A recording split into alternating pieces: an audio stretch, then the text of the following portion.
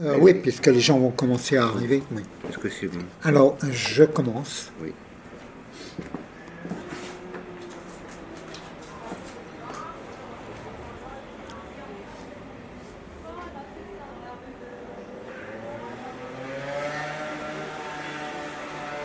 Oh là, il y a des bruits. Faut y aller. Oui. Je ferme. Faut y aller. Ça enregistre. En ce début novembre 2017, il va y avoir, du moins pour les derniers fanatiques, la commémoration de la soi-disant révolution d'octobre, selon le calendrier en usage en Russie en 1917, son centenaire donc par conséquent. En fait, il n'y a jamais eu de révolution d'octobre, il y a eu un coup d'État militaire d'octobre. Nous reviendrons sur cette question. Le chef de l'État qui fut ainsi mis en place par la force des armes s'appelait Vladimir Ulyanov, plus connu sous son pseudonyme de Lénine. Il était originaire de la Russie méridionale, issu d'un père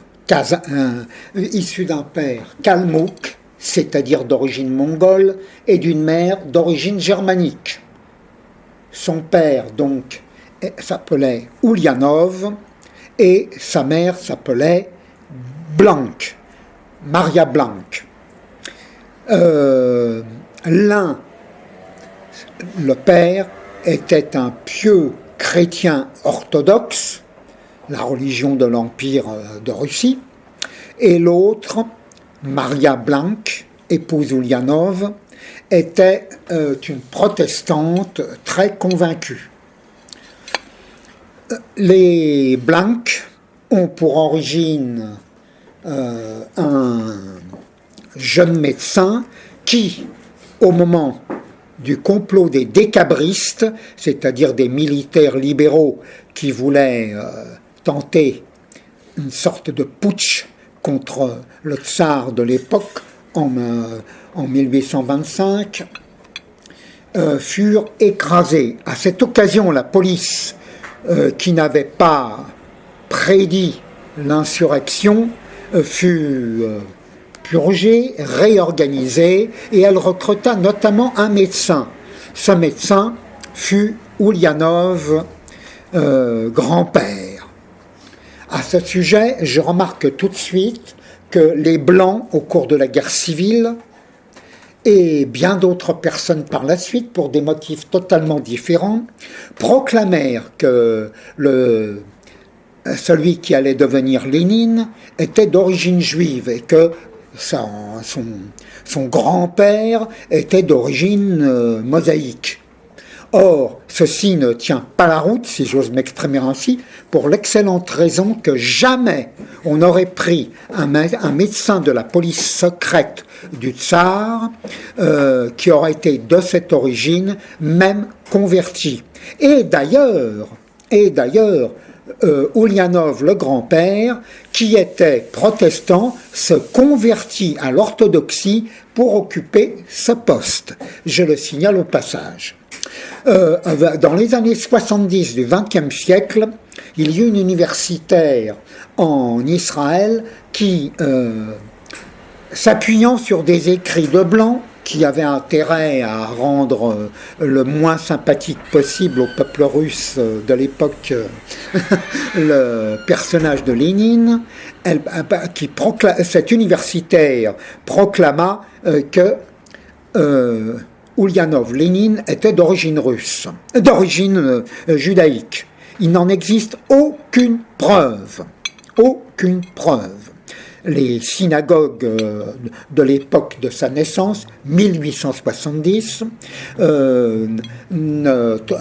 dans aucune de ces institutions, on ne trouve trace de la naissance de Vladimir Ulyanov. Aucune. En revanche, il a bel et bien été baptisé orthodoxe, même si personnellement, il n'en a pas tenu compte par la suite.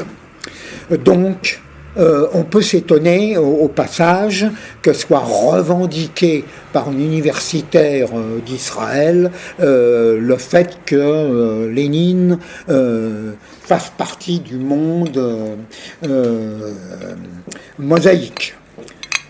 Il y a des gens un peu plus intéressants, peut-être, pour lesquels des recherches généalogiques s'imposeraient et seraient une revendication normale. Lénine, vu ce que je vais dire par la suite, me paraît pas très indiqué. Mais je m'inscris à mes risques et périls en faux contre les nombreuses brochures des Blancs pendant, après la guerre civile, déclarant que Lénine était juif. Il n'en existe aucune trace. En revanche, que sa mère soit demeurée calviniste en dépit de la conversion de son père à l'orthodoxie, cela c'est bien certain, puisque à plusieurs reprises, à la stupeur du voisinage, elle fêtait Noël non pas à la date orthodoxe, mais à la date d'une Europe un peu plus occidentale, aux dates du calendrier luthérien. Et avec des décorations pour le sapin qui ne s'inspiraient nullement de la religion orthodoxe. Je signale ceci au passage, bien qu'on peut penser que ça n'intéresse peu que le cas du jeune Oulianov, puisque très vite il va devenir férocement hostile non seulement au système tsariste, mais également à l'orthodoxie, ce qui peut se comprendre, puisque en quelque sorte, la Russie était une théocratie, le tsar étant en même temps le chef de l'Église orthodoxe. Pourquoi ce rejet ? Malgré son père orthodoxe très convaincu.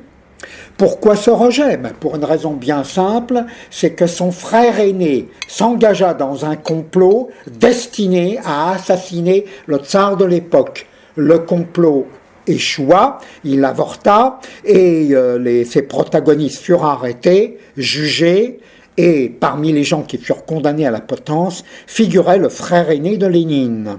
Les circonstances étaient graves pour lui, car non seulement les bombes avaient été préparées d'une certaine façon pour que le tsar n'échappe pas à l'explosion, mais en plus, les morceaux de métal rassemblés étaient enduits de produits empoisonné pour que le tsar, même simplement blessé, ne puisse en réchapper.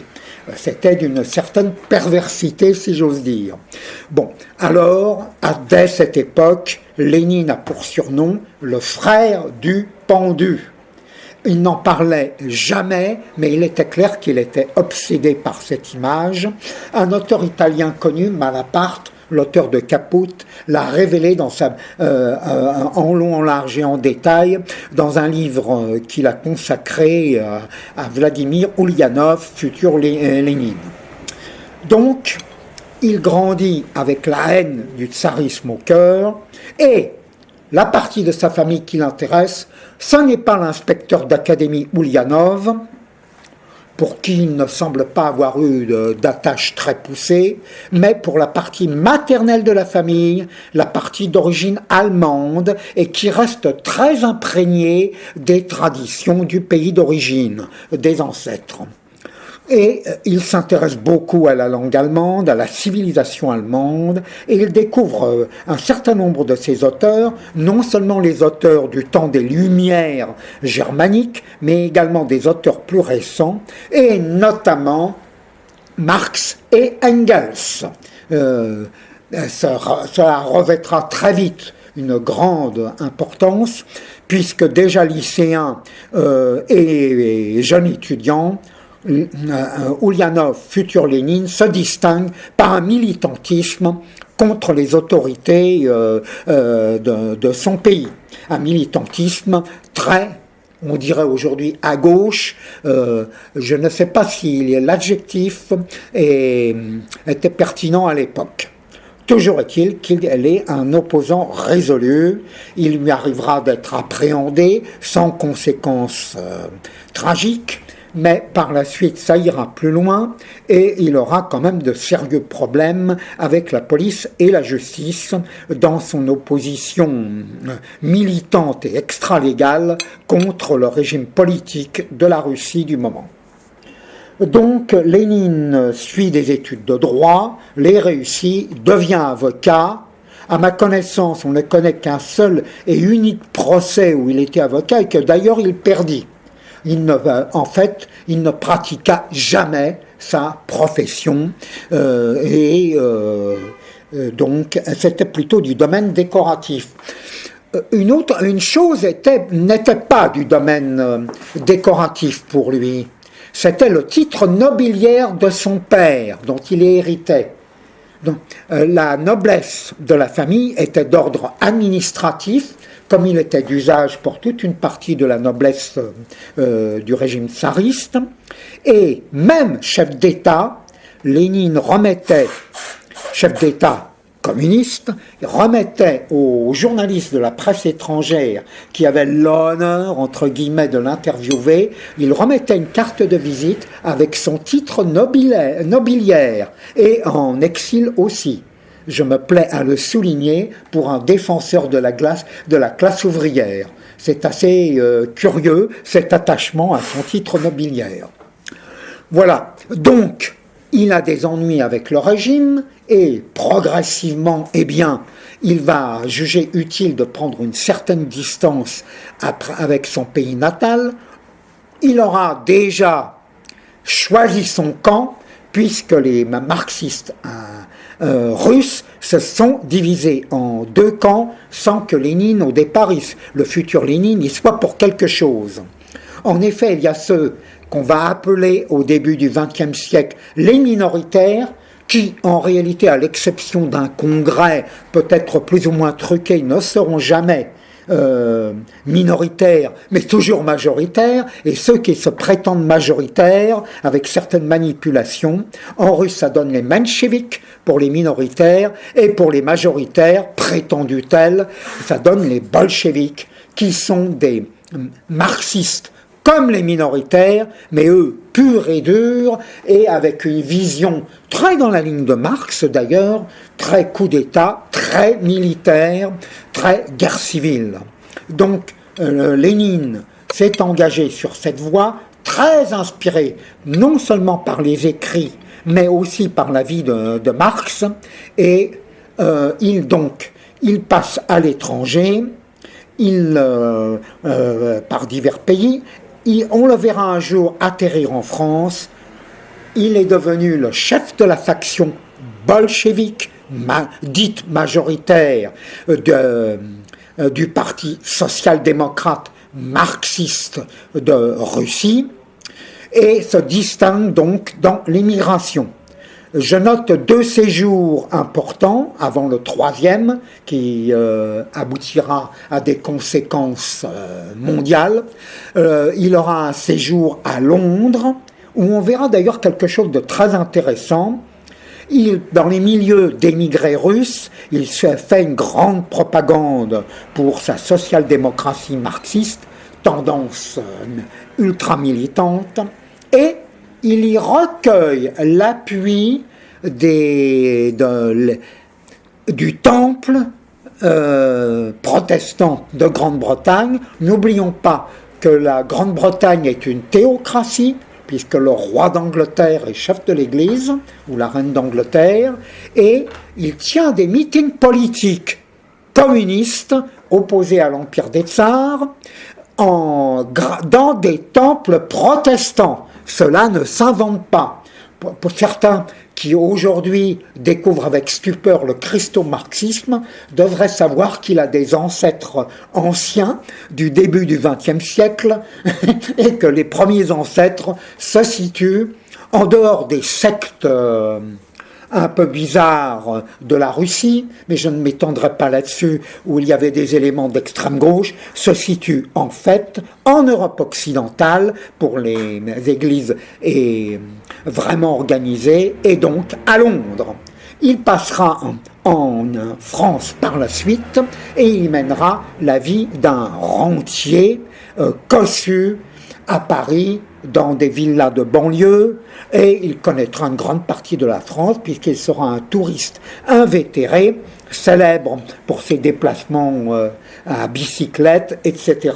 Mais au fait, d'où lui venait l'argent? Sa famille était fortunée, notamment sa mère et sa sœur, qui l'ont toujours soutenu financièrement, et puisque son père est mort bien avant le décès de sa mère, et il a cet approvisionnement d'une part, et d'autre part, il se veut chef d'une faction dont il espère qu'elle va devenir le Parti social-démocrate avec un P majuscule, l'unique de Russie, et marxiste intégral et marxiste révolutionnaire. Pour cela, il a besoin d'argent. Pour sa vie de tous les jours, pour son train de vie, pas de problème. Sa famille suffit. Pour les besoins d'un mouvement politique qui doit opérer d'Europe occidentale et de manière clandestine en Russie tsariste, il faut beaucoup de moyens. Comment va-t-il se les procurer? Ici, je tombe dans un chapitre que certains qualifieraient de nauséabond, pour employer un vocabulaire très usité par la presse occidentale à notre époque, notamment en France, mais qui ne l'applique jamais aux communistes, soit dit entre parenthèses. Et il déploie une activité fantastique qui consiste à s'approvisionner financièrement par tous les moyens. L'un des premiers que je décrirai est la captation d'héritage.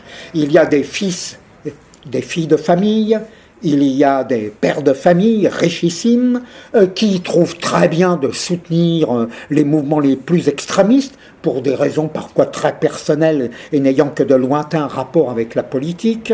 Les militants clandestins des bolcheviks, plus ou moins clandestins d'ailleurs, je vais l'expliquer tout de suite, en Russie, qui les repèrent, et quand il y a décès, eh bien, soit ils ont influencé les personnes qui vont quitter cette terre auparavant et le legs est légal, ou ils vont opérer des fabriques de faux.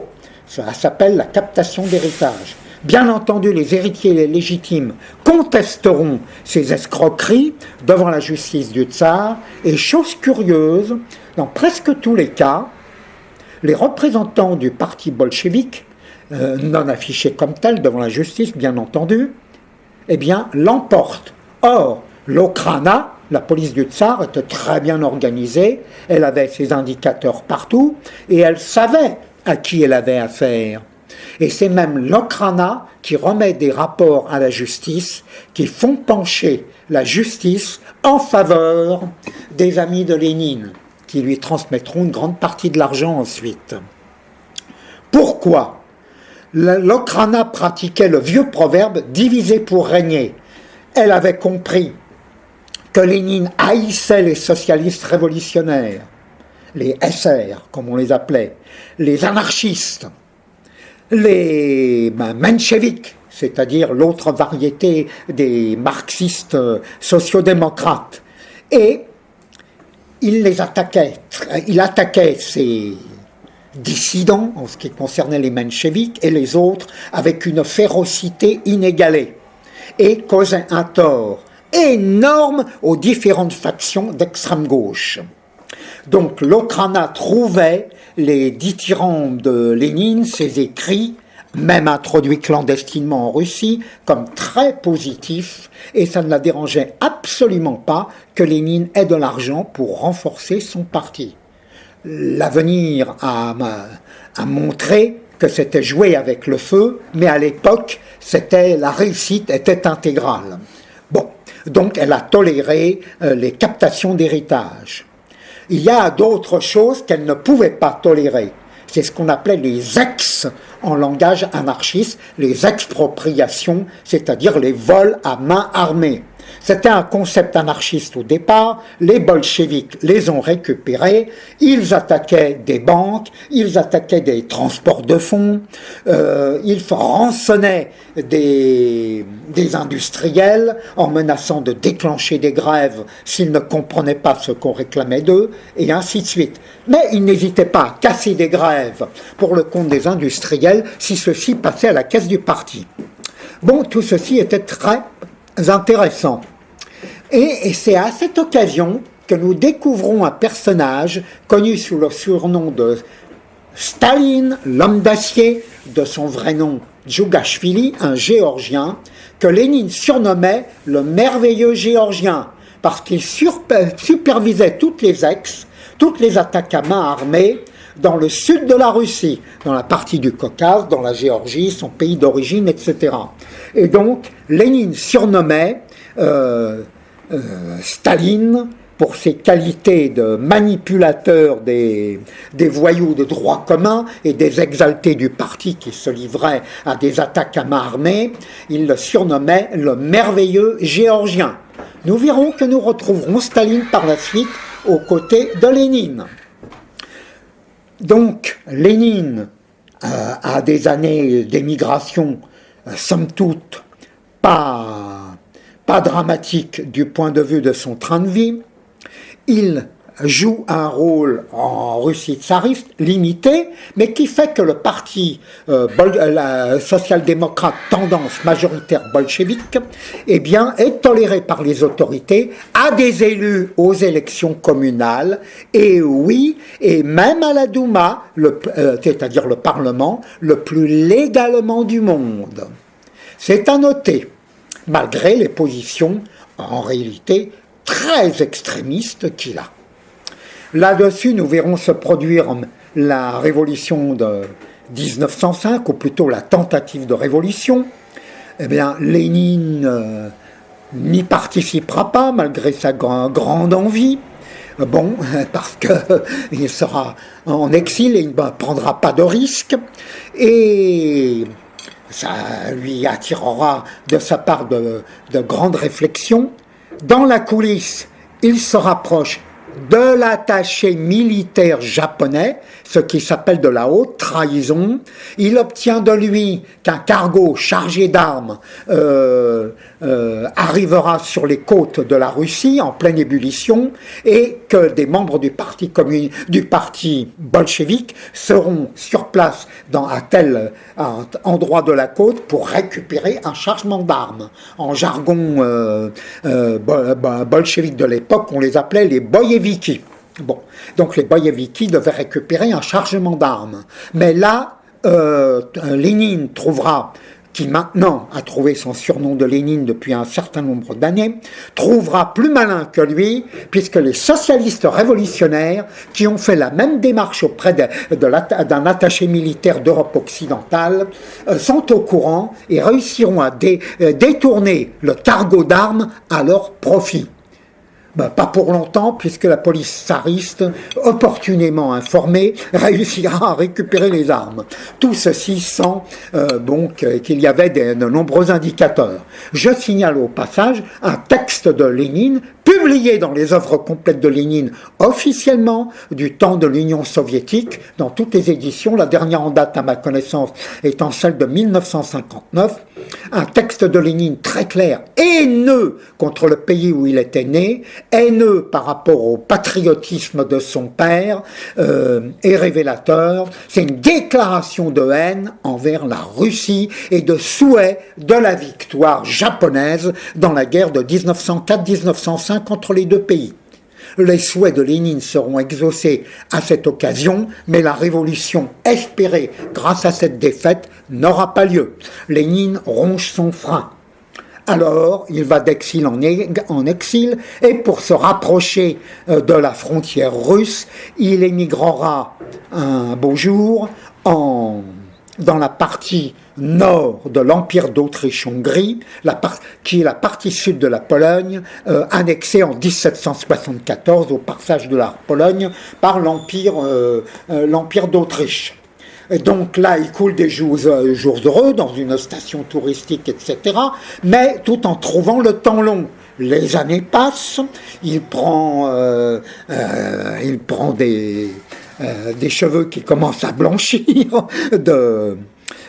du souci qu'il se fait pour son avenir politique. Les différents congrès qui se déroulent n'apportent pas de rapprochement. Sa lutte contre les mencheviks stagne. Il voit surgir un rival qui croyait être un disciple, mais qui commence à le poignarder à sa façon dans le dos par son ambition, un certain Trotsky, etc., qui lui aussi d'ailleurs vit en Autriche, à Vienne, la capitale.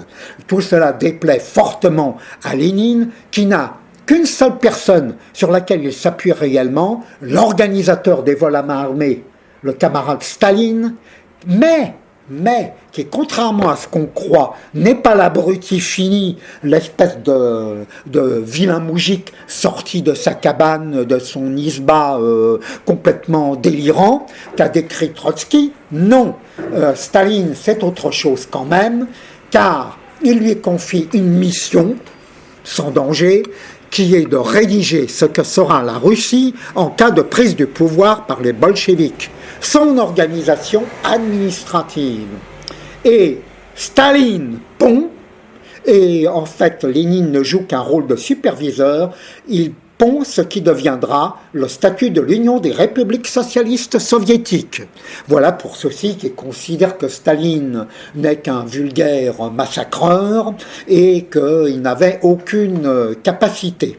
On peut penser que s'il a pris le pouvoir avec des concurrents très dangereux, qui étaient aussi sans scrupules que lui, c'est qu'il avait quand même quelques ressources. Eh bien oui, il est le principal collaborateur de Lénine en exil lorsque la Première Guerre mondiale approche, ce que naturellement, comme tout le monde, Lénine ignore, et à un moment où Lénine commence à désespérer et envisage de partir, et le projet sera très avancé, pour les États-Unis d'Amérique, tellement il comprend que, oui, il finit par admettre qu'il n'a pas d'avenir politique, du moins en Europe. En aurait-il eu en Amérique ? On peut en douter. Toujours est-il que la divine surprise se produira en août 1914, et peut tourner à la catastrophe pour Lénine Ulyanov. Pourquoi ? Parce qu'il est sujet du tsar, et il est dans un pays qui déclare la guerre à la Russie, qui s'appelle l'Autriche-Hongrie. Et que deviennent les sujets étrangers dans un pays en guerre ? Ils sont mis en camp de concentration. C'était le sort des sujets allemands en France. On a même mis un certain Albert Schweitzer en Afrique française dans un camp. Bon, en dépit du rôle positif qu'il jouait du point de vue humanitaire en Afrique équatoriale française. Bon, il n'y avait pas de raison qu'il soit accepté. Effectivement, c'était prévu, puisqu'il est arrêté par la police dans l'endroit d'Autriche où il réside. Il y passe 48 heures, mais des gens ont appelé au secours pour lui. Ils se sont adressés au fils d'un haut dirigeant social-démocrate, et le camarade Lénine a des ennuis, tout ce qui est social-démocrate est nôtre, entre partis social-démocrates. Et Lénine déteste la Russie tsariste, il souhaite sa défaite. Ministre de l'empereur, comprenez, le dossier monte au ministre de l'Intérieur. En peu de jours, la décision est prise. Lénine est expulsé vers la Suisse. Il part en Suisse avec un cadeau.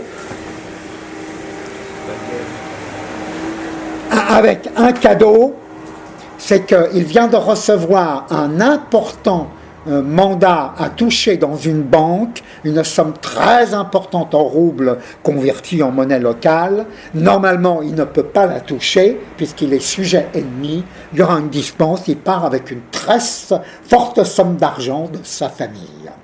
Donc il arrive en Suisse sans aucun problème financier, et là, eh bien, il va suivre le conflit et il va commencer à trouver l'idée atroce mais géniale, qui va s'appeler, je la résume en une phrase, transformer la guerre entre nations en guerre civile dans chaque pays. Il faut que les soldats mettent crosse en l'air, sauf pour massacrer leurs officiers, et qu'ils prennent le pouvoir dans chacun des pays où ils combattent. Ce n'est pas les gens d'en face qui sont les ennemis, c'est la bourgeoisie locale, c'est les officiers locaux, etc. Alors cette idée va mettre son temps à faire son chemin, mais plus la guerre durera, plus elle va commencer à inspirer certains agitateurs.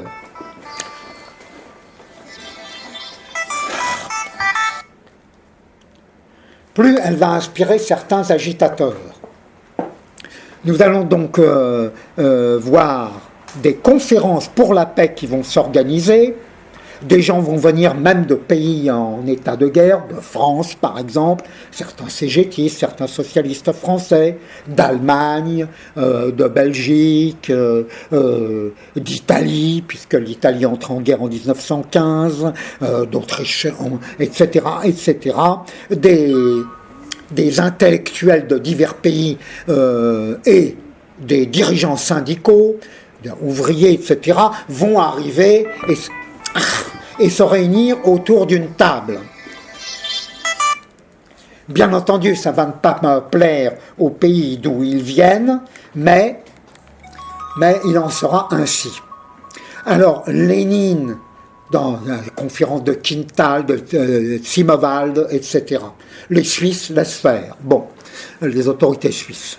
Alors, Lénine essaie de s'y faire entendre par différents intermédiaires ou directement, notamment par une russe de son parti qui s'appelle Balabanova, qui était très connue d'un socialiste italien nommé Mussolini, et connu dans tous les sens du terme, y compris celui qu'on a dans la Bible. Bon, je signale ceci au passage, Lénine a apprécié beaucoup la personne en question, qui s'est distingué dans l'organisation et dans d'autres choses pour ces deux conférences. Lui, il a fait passer ses idées, il n'a pas été celui qui a eu le plus de succès, mais ça a commencé à s'imposer. Transformons la guerre étrangère en guerre civile. Alors naturellement, il souhaite ne pas prêcher dans le vide, et ce qui l'intéresse prioritairement, c'est bien entendu la Russie du tsar, et il est obsédé par cela. Ce qui ne passe pas inaperçu, notamment des autorités diplomatiques allemandes en Suisse.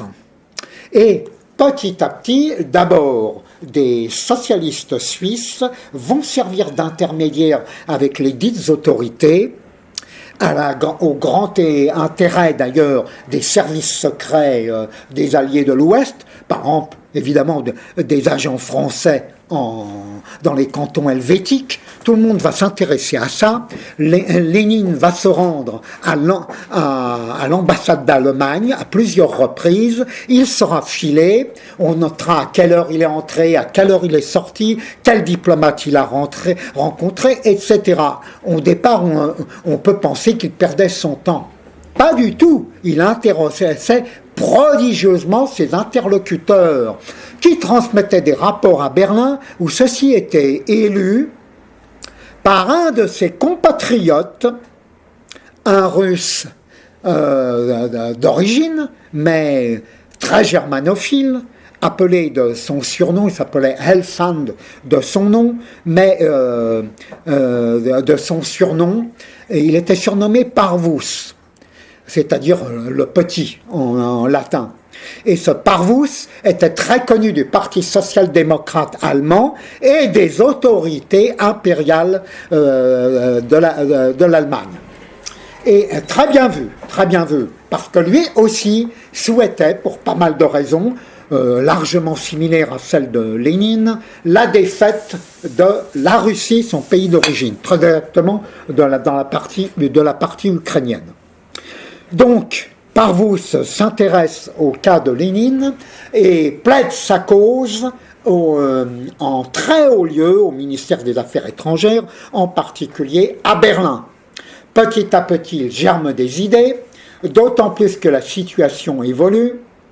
En mars 17, il y a donc, mars-avril selon le calendrier, il y a donc ce qu'on appelle la révolution, la vraie, la première, à Saint-Pétersbourg, qui est devenue Pétrograd, et donc le régime tsariste s'effondre, une sorte de république très agitée, très anarchisante, y succède, Mais au grand dépit des Austro-Hongrois et des Allemands, la guerre continue d'une certaine façon, par des offensives plus ou moins ratées des Russes, parfois heureuses, mais plus rarement, mais le front n'est plus ce qu'il était, mais cela bloque quand même des centaines de milliers, même des millions au total, de soldats austro-hongrois et allemands face aux Russes, au cas où brusquement l'ordre serait rétabli en Russie et que la Russie s'engage à nouveau vraiment dans la guerre. Donc c'est un scandale aux yeux des dirigeants de Berlin et de Vienne. Il faut que cela cesse. Il faut pouvoir se concentrer à l'Italie pour l'Empire d'Autriche-Hongrie, au front de l'Ouest, c'est-à-dire au front de France, pour les Allemands. Alors tout sera bon. Et par vous se dit, il faut déclencher des troubles graves en Russie. L'homme existe, il s'appelle Lénine. Les Allemands se posent des questions, mais ils ont donc fait rencontrer Lénine. Ils s'aperçoivent que l'homme est sérieux, que ce n'est pas un fou qui divague, il sait ce qu'il dit, ils ont bien noté. Mais la police de la République est informée des tractations. Il y a des risques à prendre.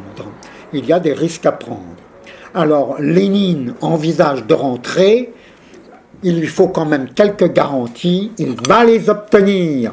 C'est un chapitre très peu connu de l'histoire russe de l'époque, mais Kerensky, le chef de la République de Russie, le régime qui a succédé au tsarisme, était très connu de lui lorsqu'il était lycéen et étudiant. C'est le père de Kerensky avait des fonctions proches de celles du père de Lénine. Les deux familles se connaissaient. Kerensky connaissait bien Lénine et c'était un social-démocrate d'une variété différente, mais c'est un social-démocrate comme lui.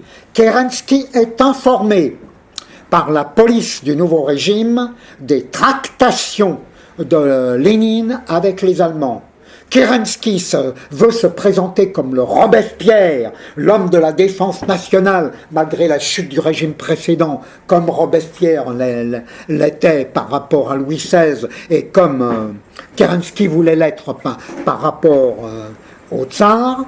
Eh bien, donc, il néglige les avertissements de sa police et des services alliés à Saint-Pétersbourg, qui sont au courant des contacts de Lénine avec les Allemands en Suisse, puis des contacts du parti bolchevique avec les diplomates allemands de Suède, et il le laisse rentrer sans donner l'ordre d'arrestation. Les fruits sont rapides. Dès juillet 1917, une insurrection bolchevique et anarchiste se produit à Pétrograd. Elle est écrasée par les forces régulières du nouveau régime. Un début de répression commence, un certain Trotsky sera emprisonné, rassurez-vous, il ne sera pas un martyr, les gardiens seront très respectueux avec lui, parce qu'ils pensent que c'est peut-être le futur maître, mais en attendant, Lénine n'a pas d'ennui. Ceci étant, les preuves s'accumulent et, horreur, malgré les interdictions de divulgation, des organes de presse de Pétrograd dénoncent comme agent allemand Ulyanov Lénine. Alors cela devient très ennuyeux pour Kerensky parce que ces liens qui datent de très loin dans le passé avec Lénine et l'étrange attitude qui était plutôt défaitiste pendant la guerre de Kerensky, pendant la guerre du temps du tsar, commence à être mis en cause. Donc Kerensky va être obligé de sévir. Lénine, miraculeusement informé, prend la fuite et passe en Finlande, déguisé. Les photos de son déguisement sont d'ailleurs curieuses, puisqu'il a été photographié avec son camouflage. Donc, le voilà qui passe en Finlande. C'est fini sa carrière, il va être hors du coup s'il y a quelque chose de sérieux. Pas du tout, car il se passe des événements multiples. Un certain général Kornilov veut en finir avec le régime laxiste de Kerensky, laxiste pour l'extrême gauche et les soviets, les conseils de soldats qui rendent l'armée russe inefficace pour une véritable offensive. Il échoue dans sa tentative de coup d'État contre le nouveau régime, et à ce moment-là, eh bien, Kerensky a été obligé de s'appuyer sur les anarchistes, les socialistes révolutionnaires, les bolcheviks, enfin, les soviets, enfin, tout ce qui veut finalement l'abattre. Alors, eh bien, ce qui devait arriver arriva. Eh bien, Lénine reviendra clandestinement de Finlande, car on lui dit que Kerensky a perdu les pédales du gouvernement, le gouvernail, et en fait, n'importe qui peut faire ce qu'il veut à Pétrograd. Rentre camarade. Il revient à nouveau camouflé, très craintif, mais il revient et va s'organiser le coup d'État militaire. On dit toujours la révolution d'octobre, c'est faux, c'était un coup d'État militaire, puisque ce sont les soviets qui vont faire tomber et les factions politiques armées et organisées militairement, d'ailleurs avec des soldats, puisque pratiquement tous les hommes en Russie étaient soldats à l'époque, c'est eux qui vont faire le coup d'État. Il n'y a pas de véritables ouvriers d'usine, il n'y a pas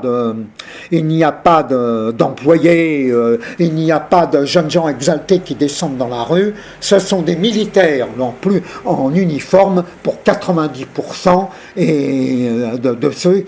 Et d'ailleurs, séparés en factions diverses. La journée sera assez anarchisante, c'est le cas de le dire, mais les bolcheviks qui contrôlent les éléments militaires les mieux organisés, de là la fameuse histoire de l'intervention d'un bâtiment militaire, le croiseur Aurore, qui jouera qu'un rôle bruyant d'ailleurs, parce qu'il ne fera que tirer des coups de canon dans le vide. Mais en tout cas, ça aura un effet terrible sur les rares forces qui défendent le régime, et nous verrons Kerensky prendre la fuite dans une voiture militaire américaine. Ça ne s'invente pas. Bon.